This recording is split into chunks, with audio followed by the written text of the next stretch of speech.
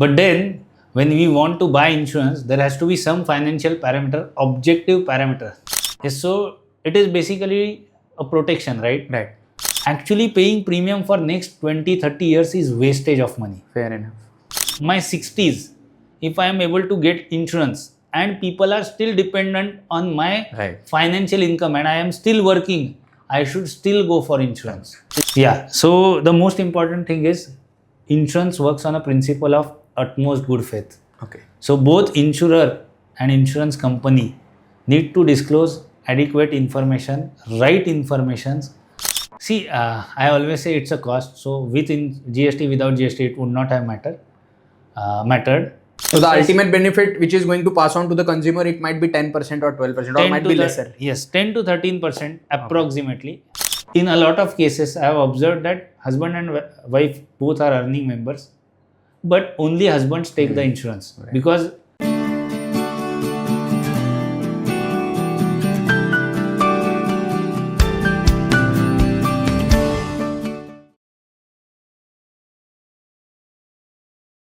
Hello, welcome to the Bigbucks podcast.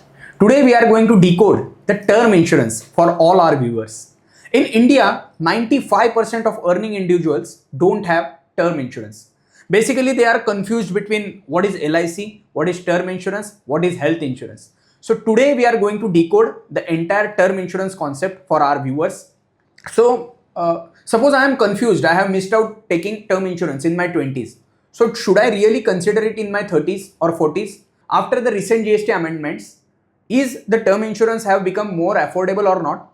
All the questions you are going to get the answers in today's episode. So let's start with our today's episode, that is term insurance. We are going to discuss a lot of things about term insurance. Let's welcome our host for the day, Mr. Vipul sir.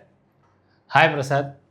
So let's start with the first basic question. So let's start with the basic question. What is term insurance and when one should consider the same? So before going to term insurance, even IRDA accepts that life is invaluable. Right. So we cannot actually value human life. Right. But then when we want to buy insurance, there has to be some financial parameter, objective parameter. So various methods are used to value human life. So it can be based on the earnings which the person is having.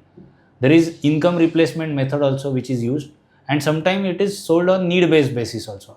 So a person might not have that much earning, but he might have net worth, he might have that obligations, those many obligations.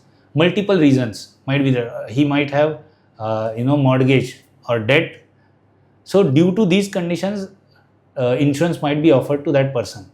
So though on one hand, IRDA admits that life is invaluable, on the other hand, there are methods through which we can calculate human life insurance, or human life value, so to say. Now, term plan. So what is term plan? If I pay a premium and if nothing happens during that contract period, say 1 year, to me, that pure term plan means that premium is waste in terms of, financial terms, because nothing has happened to me. Right.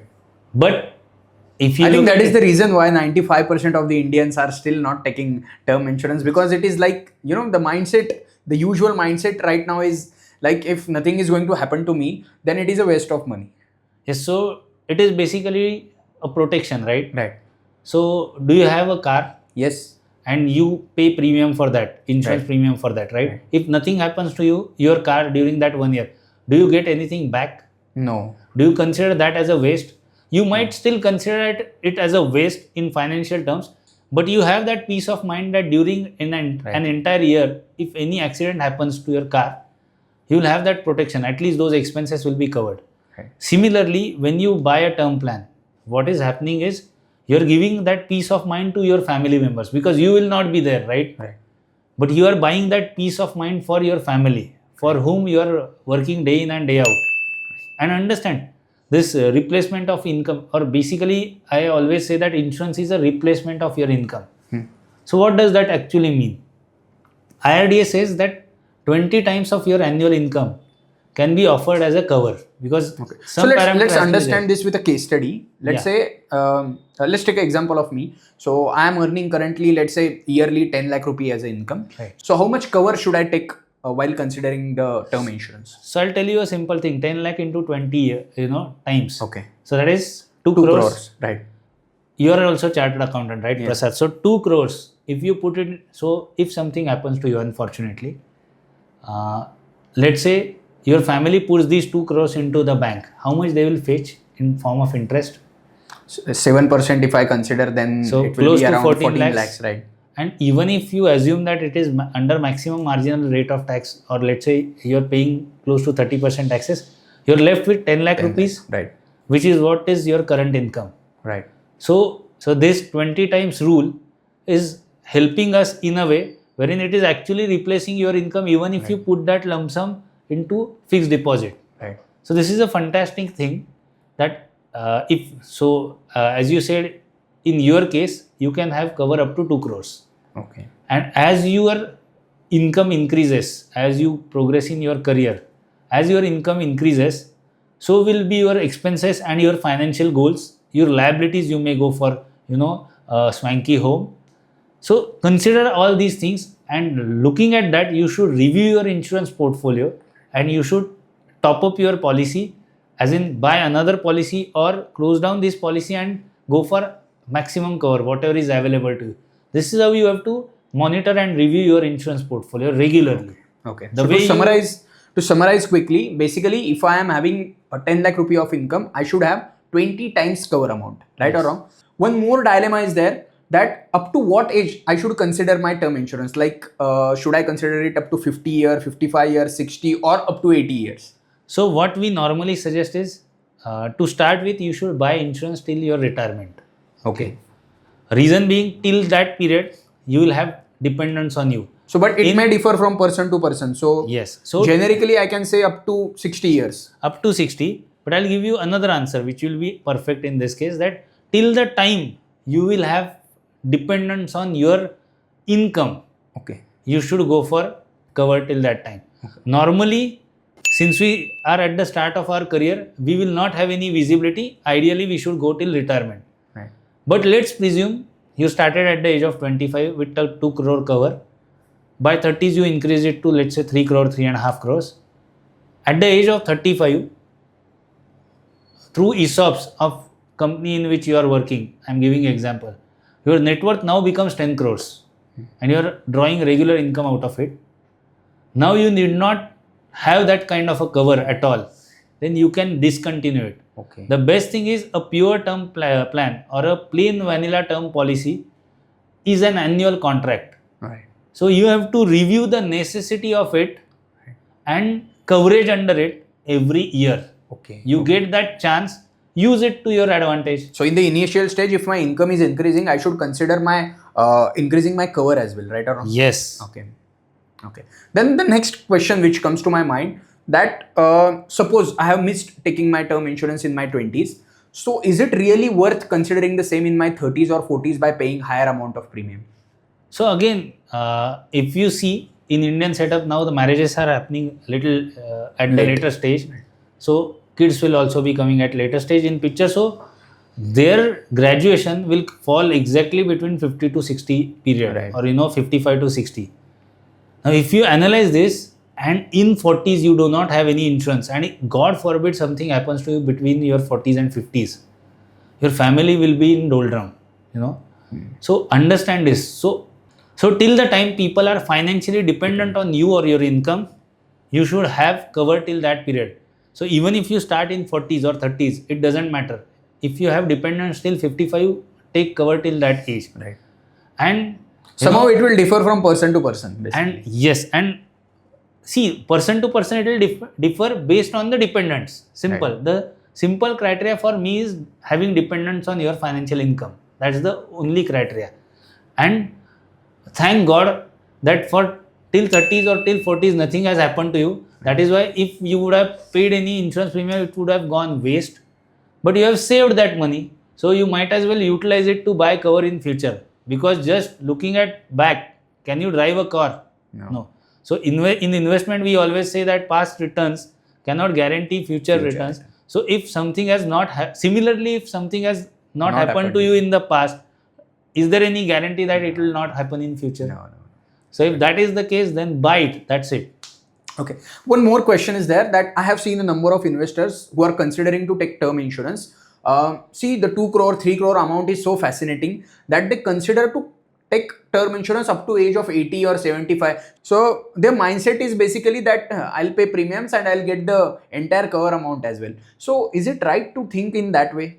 See, there are a couple of things. So you have talked about two different things. One is getting insurance premium back. Right. So the companies have evolved. They have understood that people have now understood the benefits of pure term insurance. So to keep them attracted towards entire lifetime of the product, because this is an annual contract. So to ask people to pay for 35 years, they have, so if I enter at the age of 25 and till retirement, that is 60. So for 35 years, if I keep on paying premium, they are saying that they will refund me the premium paid during those 35 years. So basically the principal amount which I am paying. So what is happening is that becomes attractive proposition, and even if I do not need any insurance after my 40s, looking at my net worth and cash flows, I will still continue next 20 years premium because I will get something out of it. Right. So this whole mindset of getting something out of your insurance premium itself is wrong mindset. But since people have this mindset of getting something out of their insurance premiums, the companies have actually invented, I will say, products like that. Another aspect which you have covered is people go for premium paying terms of, let's say, 25 years till 50 and get coverage up to 70, 80 or 90. Something like that. So here also, first thing first, whatever premium you are paying in shorter period of time, they are actually discounted cash flows for all the years till which you are covered. Right. So nothing is offered to you free of cost. Always remember. So there are no free lunches. That first 25 years you are paying premium, and after 30 years you are getting cover. That means you have paid premium in first 25 years itself. It is as simple as that. Third important thing. After 60, if people are not financially dependent on you, actually paying premium for next 20, 30 years is wastage of money. Fair enough. Another thing, I am entering at the age of 25. At the age of 80, if I am getting something like, my income at present is let's say 10 lakh, and if I am covering myself till 2 crore, understand till 60 it's okay. You should proportionately increase also. But at the 80 age, that is after 55 years, those 2 crores may not be even worth. Inflation will come into the picture. Yes. So time value of money should also be considered. Yes. If you do all these calculations as a student of finance, student of mathematics, and a person who puts everything in Excel regarding cash flows, I will say 90-95% of the time, buying plain vanilla term policy, that is paying annual premium till the time you are having coverage, say 55 to 60 years. Yeah. Say 55 to 60 is the best thing to do in term insurance. For everything else, you can use investment vehicles, invest in right asset class and create wealth out of that, rather than combining all these things in one basket. Simplicity is, I think, much more underrated in the world of finance. Yes. You know, people love to have involved in the complex products rather than a simple vanilla products. Yes. So we have understood that first of all, we need to keep insurance and investment separate. Yes. So that it will give us more benefit. Yes. Right or wrong? Then the next question, as I mentioned earlier as well. So should I consider taking term insurance if I have not taken it in my 20s? So should I consider taking the same in my 30s or 40s? Yes, you should. If you are going to have dependence on you, you should do it. Forget about at what age you are. Okay. My 60s, if I am able to get insurance and people are still dependent on my financial income and I am still working, I should still go for insurance, is what I will recommend. It's about the dependency. Yes. Okay. So let me come to another question now. Suppose I am considering to buy a term insurance from one company. So I have seen number of people who are taking term insurance from a lot of companies. So is it really required? So Prasad, claim settlement ratio, after sale service, that is essentially claim settlement ratio. Setting precedences, as in if I am having 3 insurance, portfolio of 3 companies, if something happens to me, the incidence for all the 3 companies is same. That person has died because of certain circumstances. Look at what will happen to my family. If one company settles the claim it will act as precedent to, for other two companies to, settle the claims. Right. So they have to settle that. Yeah. So they have to. Normally the circumstances will be same. Policy conditions and everything, I am assuming, will be same. So it will act as a precedence, number one. Number two, IRD has very strict norms. There are adequate solvency ratios and everything is put in place. Companies need to be adequately capitalized.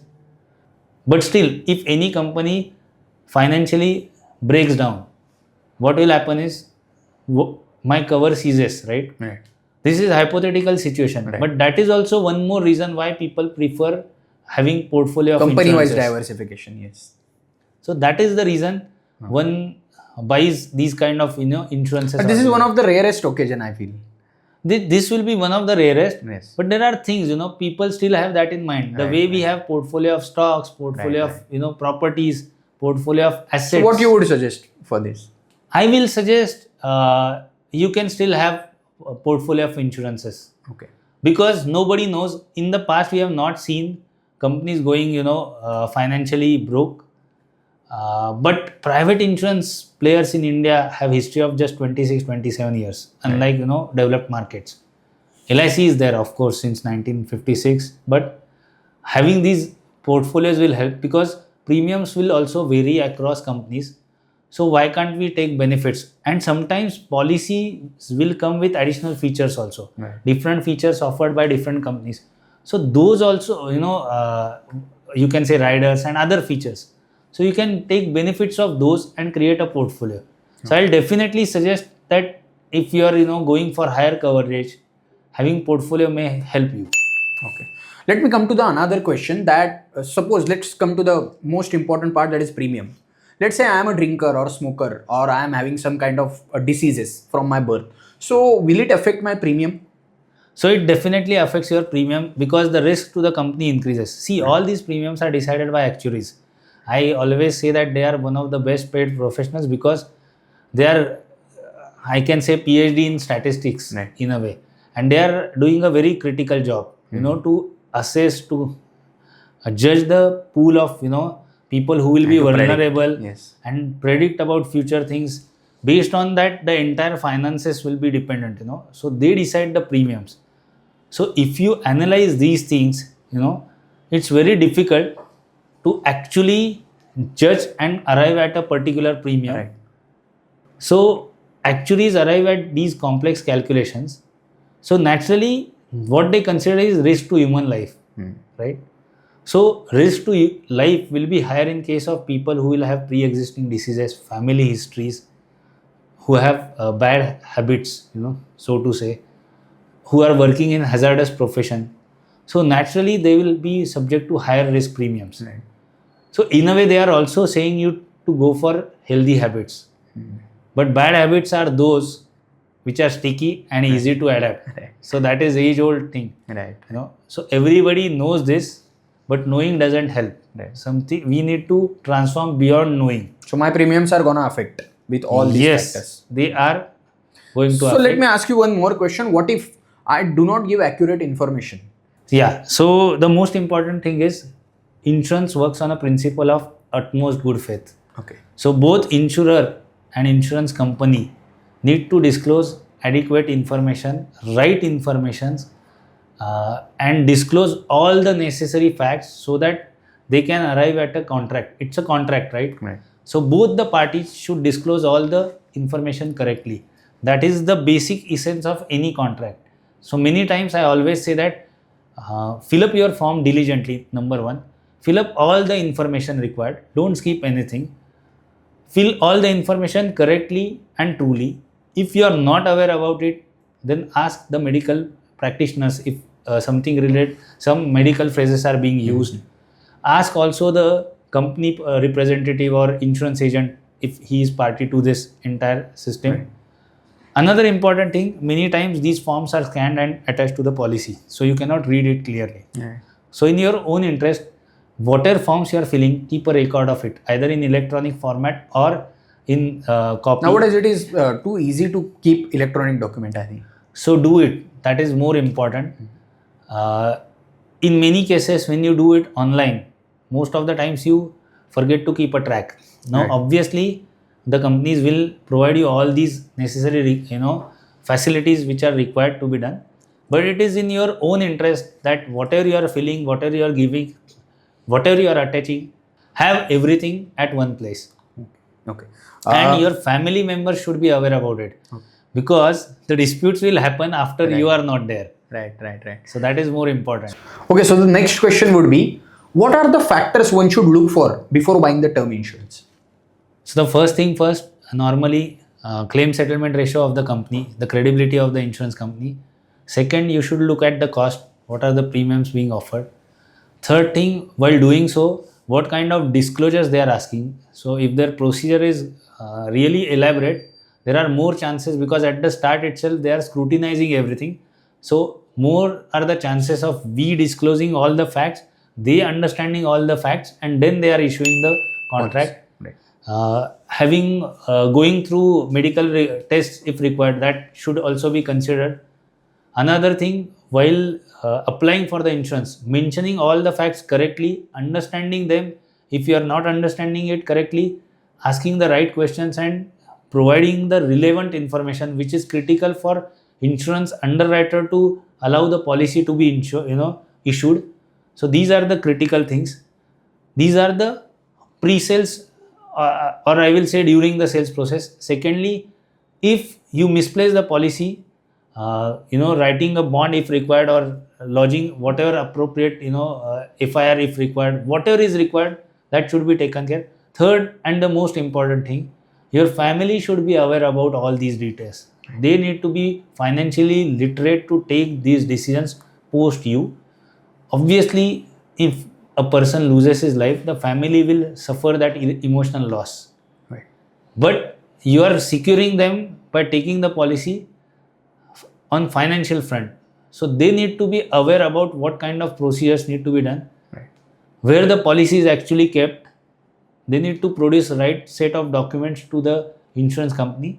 These are the facts, or these are the basic requirements which one should definitely think of. This is a very important point, I feel. Many times family is not at all aware about what are the policies do we have, right? Yes. Okay. So the second question from this front only, should I consider buying the insurance from online sites, or should I consider buying it from an agent? If your family is financially literate and you have done due diligence of the company and you have decided, zeroed in on the policy, then going direct from insurance company's portal will be the cheapest option, right? Because your family already is aware about all the procedure things, they are aware about these things, so that will be the cheapest option. Then going through online portal, through a middleman, or through those online portals act as a insurance agent. There they will offer discount in the first year, or even marginal discount in subsequent years. So what they are doing is they are aggregating these things and providing you technology platforms. So they might offer products at discount. So that can be the second choice, because in first and second choice, the middleman is absolutely absent. Though there is insurance portal which is available through whom you are dealing, they are not going to handhold you in terms of claim settlement. So your family has to be financially Basically, literate. these are the cheapest options. Cheapest will be direct through company, Right. and then online through a portal, or through a middleman, and third will be a traditional agent. Right. So you have to judge. Not everything which is cheap will be the best suitable option for you. You know, So you have to understand I think this. in case of insurances, we should have someone we can, held responsible for. Yes. Right or wrong? So which I always say, again, pay well to your advisors and brokers. Right. Famous quote from Rich Dad and Poor Dad. Robert Kiyosaki has perfectly said this. So these advisors, so a lot of times I have seen that those insurance agents are financial mentors, guide to the family members. Most of the time their mediclaim or health insurances are also taken care by these people. Right. So if they know these things and it is their bread and butter, let it be done through them. For a simple reason, the family and you will have peace of mind. Right. Okay. That right person is handling all your details. In case my family is financially literate, then I can go through online portal. Definitely. But in case my family is not that well versed with the finance thing, then I should go with middleman. I think. Yes, sure. Okay, great. Then coming towards the last part of this podcast, recently the GST, after the GST reforms, I think term insurance the GST on term insurances have been reduced to 0%. So is it really worth considering that now? See, I always say it's a cost. So with GST, without GST, it would not have mattered. But if you analyze, the premiums are becoming cheaper, not completely up to this 18%. 18%, right. Reason being, input credit Right. is not available on the expenses. So the ultimate benefit which is going to pass on to the consumer, it might be 10% or 12% or might be lesser. Yes, 10 to 13% approximately. Give and take 1 or 2%. Still it will become 1,500 rupee or 2,000 rupee. But just because it is becoming cheaper, one should not buy it. Right. You need to buy it, Right. and it becoming cheaper is a blessing in disguise. Right. Okay. Another important thing, in a lot of cases, I have observed that husband and wife both are earning members, but only husbands take the insurance, because we still have that patriarchal mindset wherein male members who is earning is being covered, but females are not getting covered. There are two things which one needs to keep in mind. Irrespective of gender, if the person is financially earning and the loss of that person's life is going to affect the family in financial terms, you should cover that person. Simple. Be it a male or female. Second important thing, these actuaries, when they do these calculations, they have found out that females are lesser prone to risks. That is why the premiums in case of female members are much lower compared to male members. Having adequate insurance irrespective of gender is essential. Till the time you have financially dependent people on you, you should go for insurance. That is the most important thing. Okay. So let's quickly summarize whatever we have seen till now. Basically, you should have term insurance, and please try to keep separate your insurance and your investments. Secondly, no matter, irrespective of your gender, if you are earning, you should have term insurance. And third important factor is you have to consider a number of factors which sir has mentioned before taking the insurance. So thank you so much for watching this episode. If you have any queries, you can ask in the comment box. Please stay tuned, stay invested, and please have a term insurance. Thank you.